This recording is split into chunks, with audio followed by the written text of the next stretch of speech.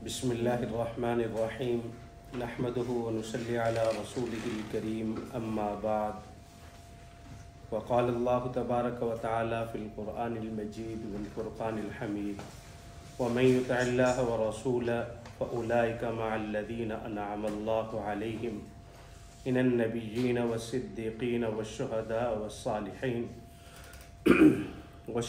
वस्सालिहीन व हसुन उलाइका रफ़ीक़ा। ये सूरत निसा की आयत नंबर 69 है। इस आयत के अंदर अल्लाह रब्बुल इज़्ज़त ने मोमिनीन का तज़किरा फरमाया कि वमन युति'ल्लाह, जो अल्लाह की इताअत करता है और अल्लाह के रसूल की इताअत करता है। आगे उन्हीं का अंजाम ज़िक्र किया है कि उनका अंजाम क्या होगा। फ़उलाइका मअल्लज़ीना, बस यही वो लोग हैं कि जिन पर अनअमल्लाहु अलैहिम, यही वो लोग हैं कल क़यामत के दिन ये उन लोगों के साथ होंगे जिन पर अल्लाह रब्बुल इज़्ज़त ने इनाम फरमाया।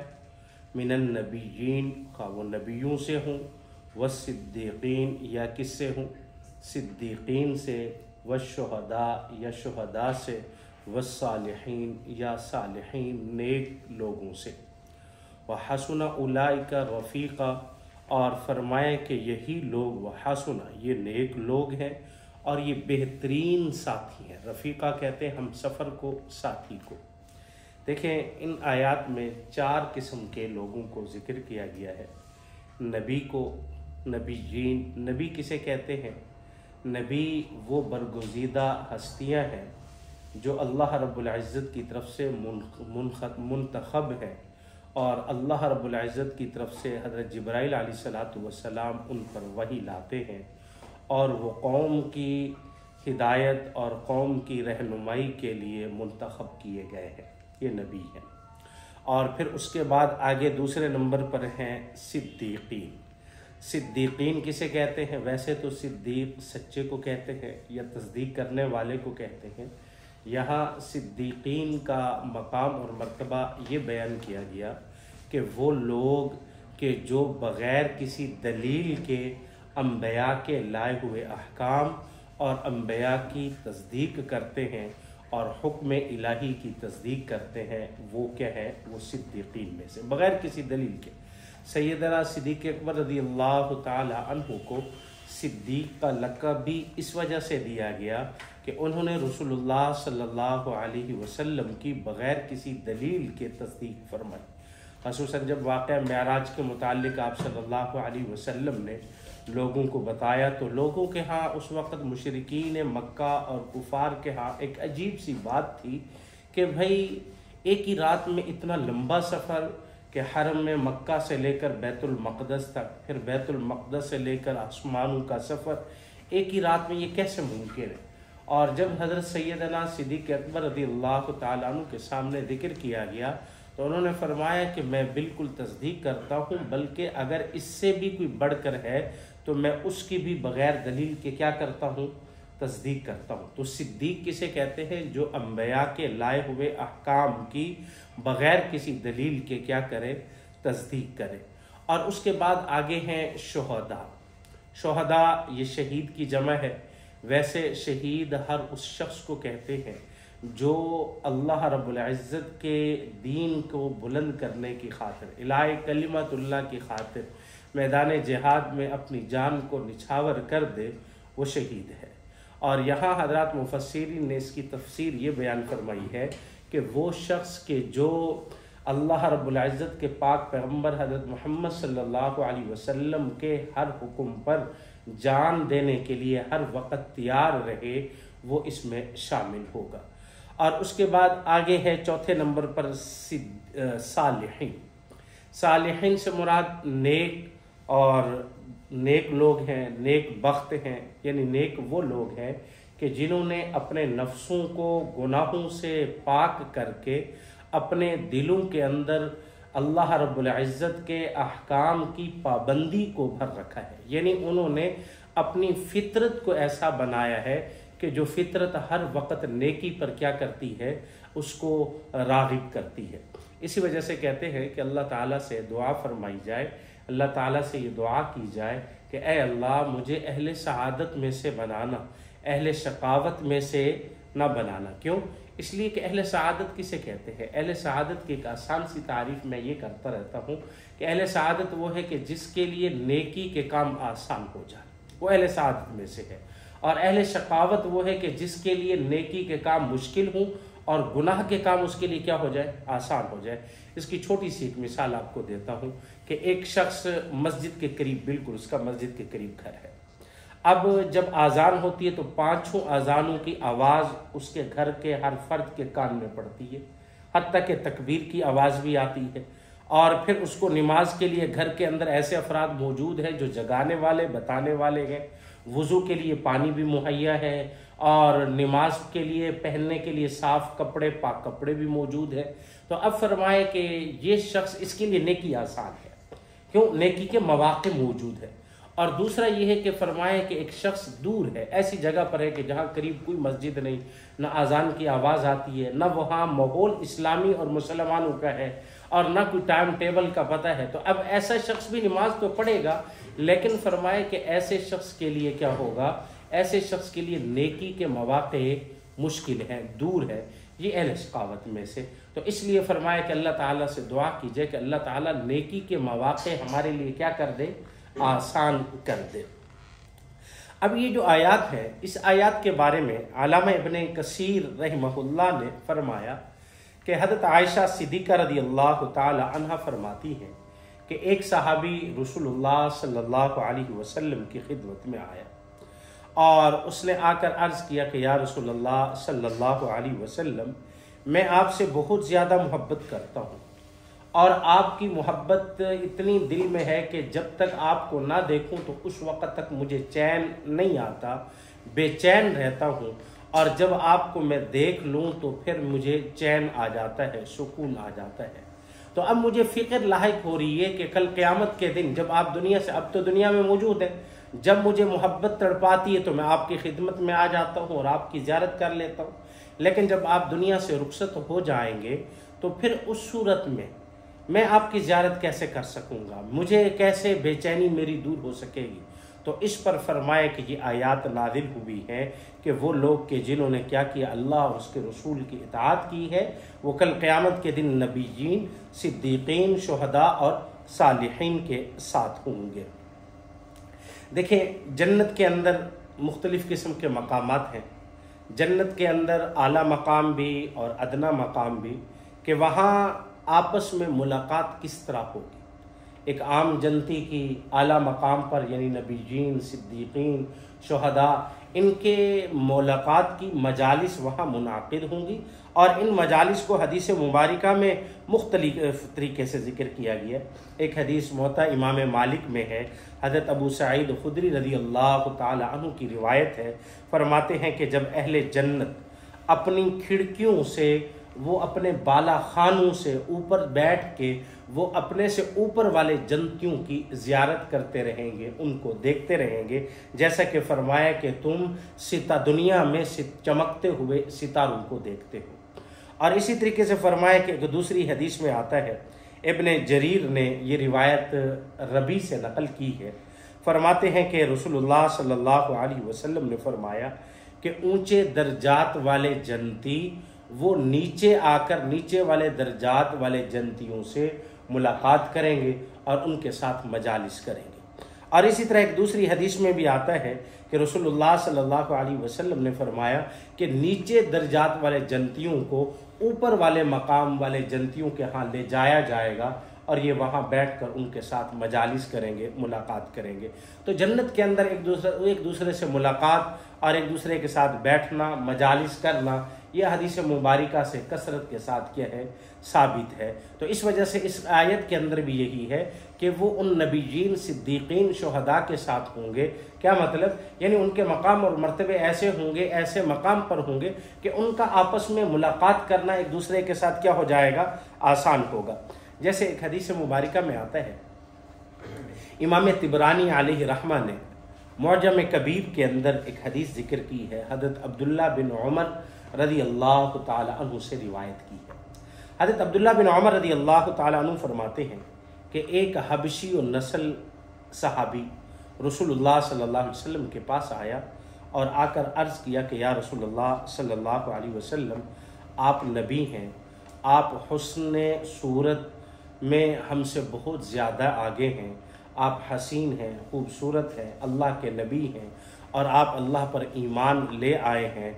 तो मैं एक हबशी हूँ, क्या मैं भी जिस पर आप ईमान लाए मैं भी उस पर ईमान ले आऊँ, और जिन अहकाम को आप लाए हैं मैं उन अहकाम पर अगर अमल कर लूँ तो क्या कल क़यामत के दिन मैं भी आपके साथ जन्नत में हूँगा?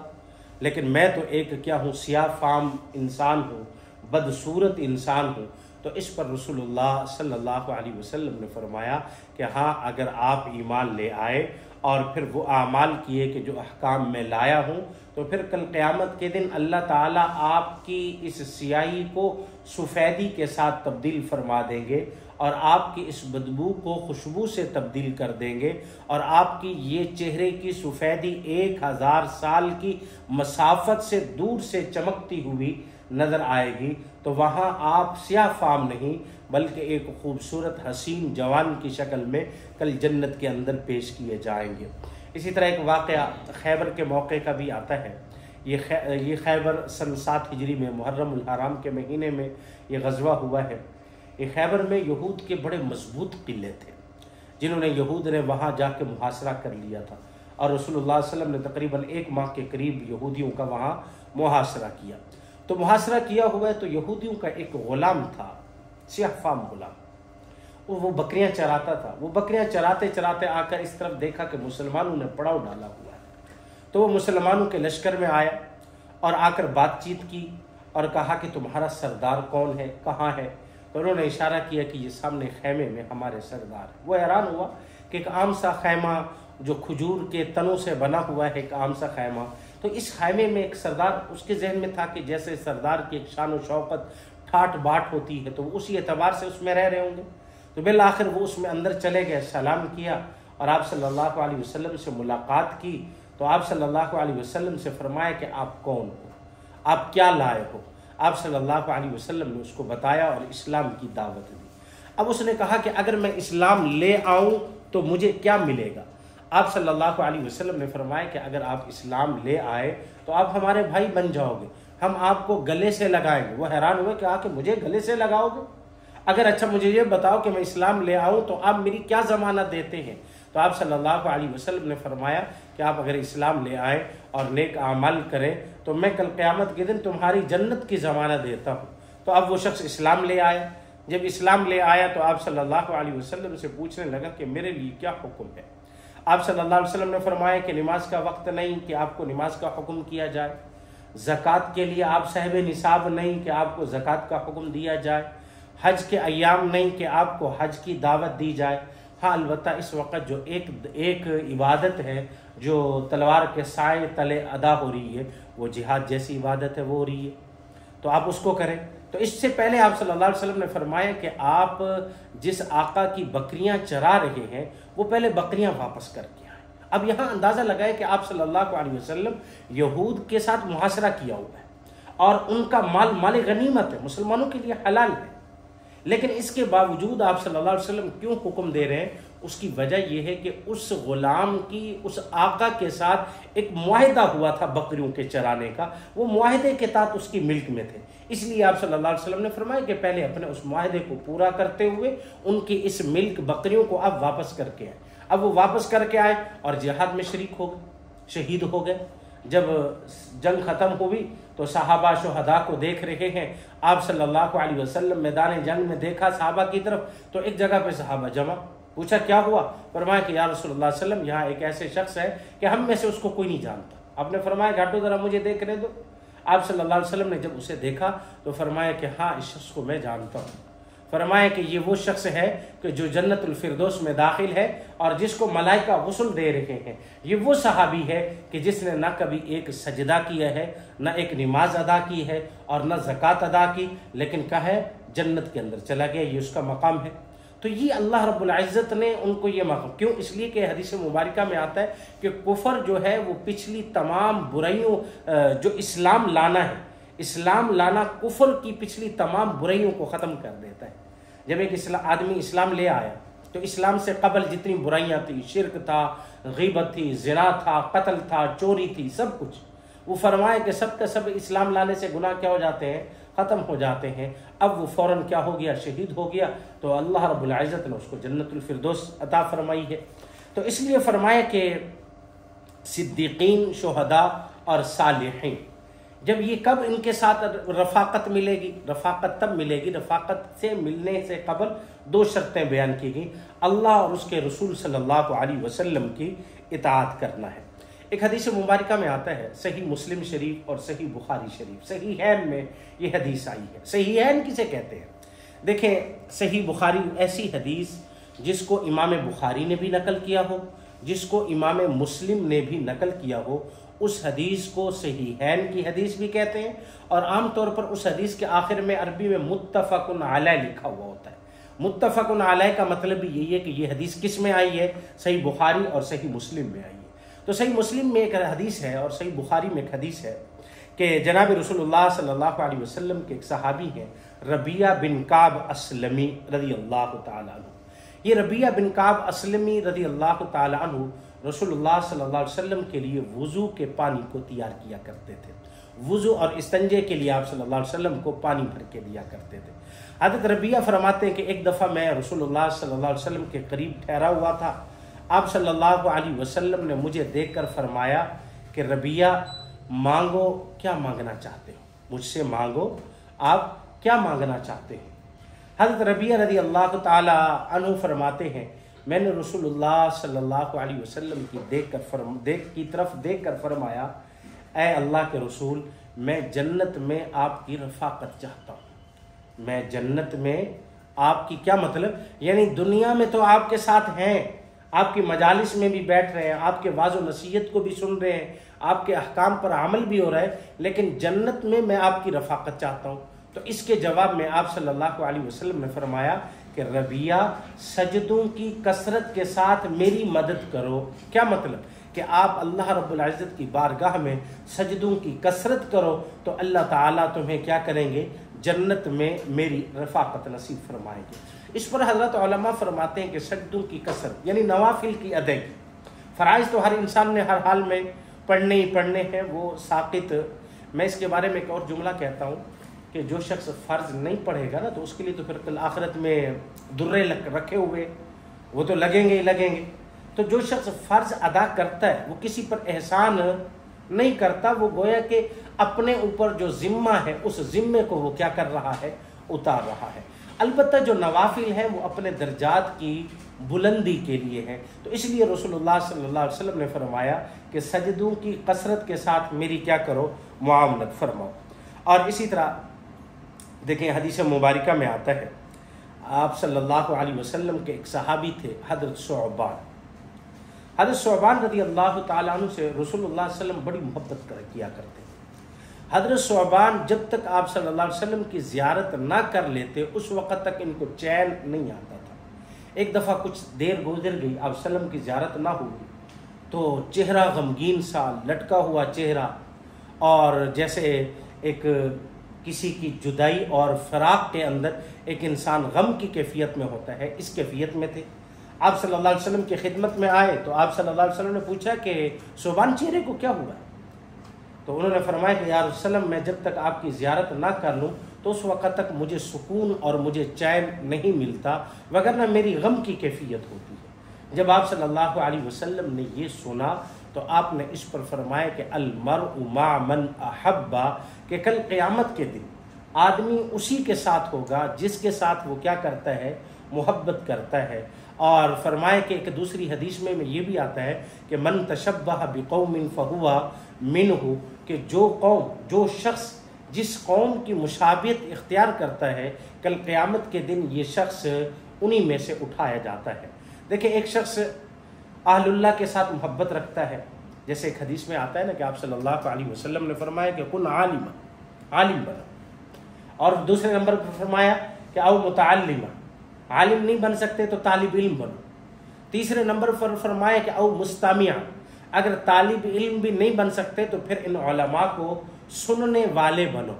और फिर चौथे नंबर पर फरमाया कि अगर इतना वक्त भी नहीं है तो फिर औ मुहिब्बा, तो कम अज़ कम इनसे क्या बनो, मोहब्बत करने वाले बनो।